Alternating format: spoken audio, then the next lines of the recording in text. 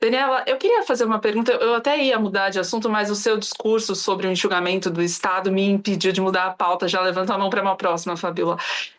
Eu queria lembrar o seguinte: quando o Bolsonaro assume em 2019, eleito, com bastante fôlego político, bastante capital e apoio no Congresso Nacional, a agenda do Ministério da Economia, do qual a senhora fazia parte, era uma agenda muito liberal. Inclusive, tinham empresários em postos-chave que tinham ambições eloquentes de privatização de estatais, aí inclusive Petrobras, né, os bancos públicos, a própria Caixa entrava nesse olhar de que tudo poderia ser enxugado. E, no entanto, começa a pandemia e o movimento do governo Bolsonaro e do Paulo Guedes aí sofre uma derrota no primeiro momento, é o oposto. Primeiro tentar dar, né, um auxílio que se chamava à época auxílio emergencial de R$ 200, que depois esse valor triplica para 600. Então, em vários momentos de aperto popular e político do presidente da República, todo o discurso de austeridade fiscal, rigor nas contas públicas e enxugamento do Estado acabava se transformando numa grande contradição, que era, né, liberar mais dinheiro, inclusive furando o teto de gastos.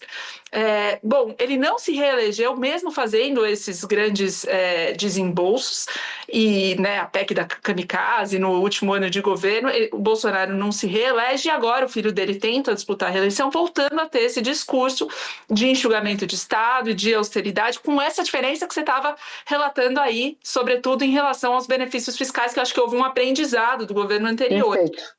Mas se naquele momento, com tanto capital, né, de renovação que foi a eleição dele, não foi possível enxugar e todo mundo recuou, né, até os próprios secretários que estavam lá para isso acabaram deixando o governo ao longo do mandato, por que agora daria certo numa eleição que vai ser ainda mais complexa, mais complicada e possivelmente mais apertada? Thaís, desculpa discordar de você, mas o governo que eu vivi não é esse que você está relatando, e felizmente a gente tem liberdade para discordar. Então, assim, indo aos fatos, né, começar que esse governo agora gastou muito mais, né, e está quase custando uma pandemia a tentativa de reeleição do Lula, e a dele chama PEC de bondade e a nossa era PEC kamikaze. Então, tirando essas nomenclaturas e a guerra de narrativas, da qual eu não faço parte, indo para os fatos, o fato foi, o governo Bolsonaro, via decreto, em março de 2019, já na largada, cortou quase 20 mil cargos comissionados, e o PT recriou 22.500, estando endividado no maior juro real do mundo, porque está no estatuto do PT pagar dízimo para o partido para eles se sustentarem no poder, a troco de endividar as famílias e as empresas e dos nossos impostos mais elevados do mundo. Segundo, o governo Bolsonaro respeitou o teto absolutamente, teve que enfrentar uma pandemia, foi o maior choque econômico. Você esqueceu da pandemia nesse seu belo relato, né? Que foi o maior choque econômico da história, talvez num filme a gente entenda, e eu, que fui diretora de risco de várias empresas, nunca foi modelado um teste daquela magnitude, e foram gastos temporariamente, sem permitir que condenasse as futuras gerações, 700 bilhões de reais para salvar vidas, empresas e empregos, e no ano seguinte produziu-se um superávit de 54 bilhões. Está lá. Então isso é número, não é opinião da Dani, da Thaís, da Carla, do José. E o fato foi que o único governo, desde 2003, que cortou gastos e reduziu a estrutura de mar, assumiu com uma dívida PIB e entregou com uma menor. Esse é o fato, esse é o número. Ainda assim, conseguiu triplicar o programa social. Por quê? Porque as estatais davam lucro, não davam um buraco de 30 bi. Porque a estrutura de ministério era menos gente viajando de avião da FAB, menos contrato terceirizado para 38 ministérios que não entregam nada para o brasileiro. Então não é um fato que não teve gastança no governo Bolsonaro. Teve um enfrentamento sério a uma pandemia que não foi permitido pelo ministro Paulo Guedes, pelo presidente Bolsonaro, que as futuras gerações fossem condenadas. E o PT agora está condenando todo mundo a ser arrastado para o buraco que eles estão criando, por excesso de gasto, por descontrole, por má gestão, por descaso com a coisa pública. Ontem eu perguntei para o meu filho de 11 anos, se fosse para cortar de educação ou de viagens e férias, da onde você cortaria? De viagens e férias, porque quem não tem educação não viaja. Isso é uma criança de 11 anos. Então está todo mundo vendo o que está acontecendo. Tecnicamente, e aí qual foi o aprendizado que você colocou bem? É óbvio que a gente não chegou lá, e aí eu concordo 100% com você, com o sonho liberal, o Salim Matar, que tem uma empresa listada gigantesca, de privatizar e fechar uma série de estatais dependentes, e não conseguiu porque não era incompetente. Teve um aprendizado ali, e eu vou te contar a história da CEITEC para refletir esse aprendizado. A gente demorou, depois de aprovar no Conselho Nacional de Estatização e seguir todo o processo burocrático que estava estabelecido, 2 anos e meio para conseguir liquidar a CETEC, que é uma estatal de chip de boi, que não serve para nada e chupa dinheiro do pagador de impostos todo mês. Depois disso, o ministro do TCU pediu vista, só terminar, Carlos. E em 2 semanas o PT reabriu. Hoje, enquanto a gente conversa, a CETEC está reaberta e ela gasta mais de contingente trabalhista do que tem de receita. O que a gente aprendeu nisso aí? Primeiro, tem que revisar esse longo caminho para que os técnicos tenham um mandato da gente fechar o buraco do que não funciona, profissionalizar as que funcionam, que o Correia é o caso TIP, gerava lucro, agora tem um buraco de 9 bi, e aí sim, dar um uso eficiente para uma estatal como a Caixa, para deixar de ser um banco operador de política pública e ser um banco que esteja na ponta, gerando prosperidade para o brasileiro, levando orientação financeira e facilitação de abertura de negócio e uma informação mais fácil e leve, de que a pessoa entenda, porque se já é complexo para quem não é do mercado financeiro, imagina um brasileiro simples, uma sacoleira do Brás, uma rendeira, uma vendedora de acarajé, ela não sabe o que é MEI, tem que gerar 6 guias de impostos, não sabe o que é histórico de crédito, então a Caixa, por isso é o Banco da Prosperidade no plano, ela ressignifica o seu papel para dar a mão e ser a rampa para o brasileiro voar e decolar sozinho e voltar a sonhar.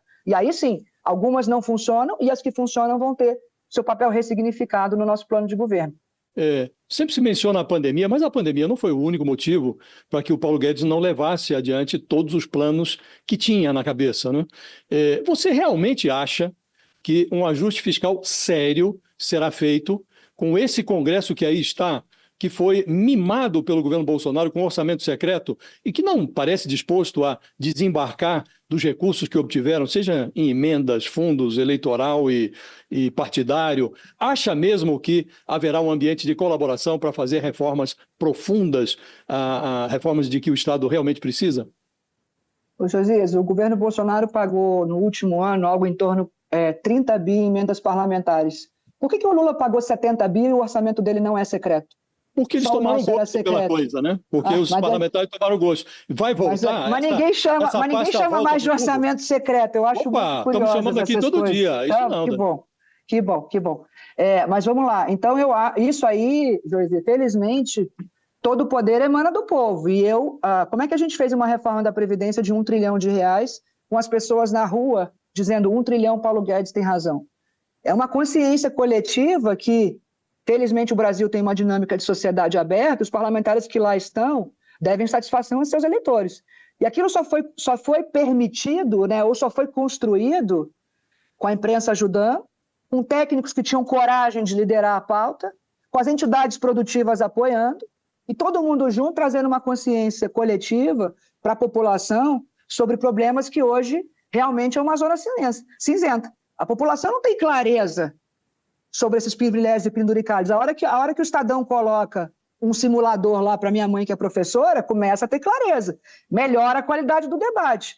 A hora que a UOL vai lá e mostra esses imóveis abandonados, começa a ter debate. Que essas emendas PIX estão sendo enviadas para custear máquina de prefeito e não para investir na boa política pública, todo mundo começa a ver. Então, você tem que lembrar que cada parlamentar daquele, ele precisa ser reeleito depois, se quiser, e deve satisfação ao seu eleitor. Então, eu confio na dinâmica da sociedade aberta brasileira, eu confio na transparência e no bom trabalho da imprensa em informar, porque todos nós estamos pagando essa conta hoje. O empresário do topo da pirâmide até o pequenininho, ontem você viu o dado, 9 milhões de CNPJs inadimplentes, desses, mais de 8 milhões são micro e pequenos, com 250 bi de dívida. Se não tiver uma mudança de direção e cortar na carne e botar as contas no lugar agora, vamos arrastar para o buraco. Todo mundo entende. Então, por isso que eu não falo de fiscal, eu falo da gastança. Porque o fiscal, você fica ali num tequinês que hoje é quanto entra e quanto sai. E o buraco está grande e a população inteira está vendo. Então, eu acho que nós todos vamos fazer isso e vocês vão ter um trabalho essencial para que a gente jogue luz e transparência e traga para o bom debate público uma escolha de prioridades. O que Daniela, é mais importante, como eu fiz com meu filho. Vamos lá, você acabou. Daniela, desculpa te interromper, perdão. Eu sei que o tempo está estourando, mas você que citou a reforma da Previdência, e aí eu queria jogar exatamente isso.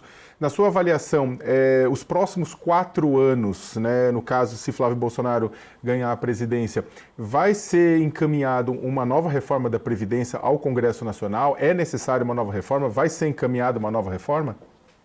A gente tem moral para discutir isso, Sakamoto? A gente fez uma reforma, arrumou as contas, enfrentou uma pandemia, saiu com superávit. O PT arrombou as contas de novo.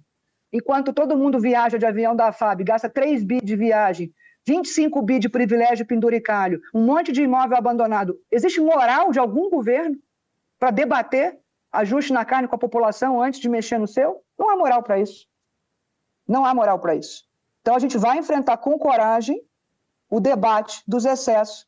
O Josias tem uma memória fantástica e enfrentar burocracias, lobbies e outras coisas que estejam impedindo o crescimento do Brasil e botando na conta de todo mundo o maior juro real do mundo e a maior alíquota de imposto do mundo. Então a sua resposta é não. Pagando essa conta. A resposta é não. Então a sua resposta é não. A resposta é não. Não tem moral. Bom, pessoal, é isso. Chegamos ao fim aqui do nosso recorte. E aqui, meus amigos, a opinião é sua. Deixe aí nos comentários o que você acha de tudo isso. Um abraço a todos vocês e até o próximo vídeo.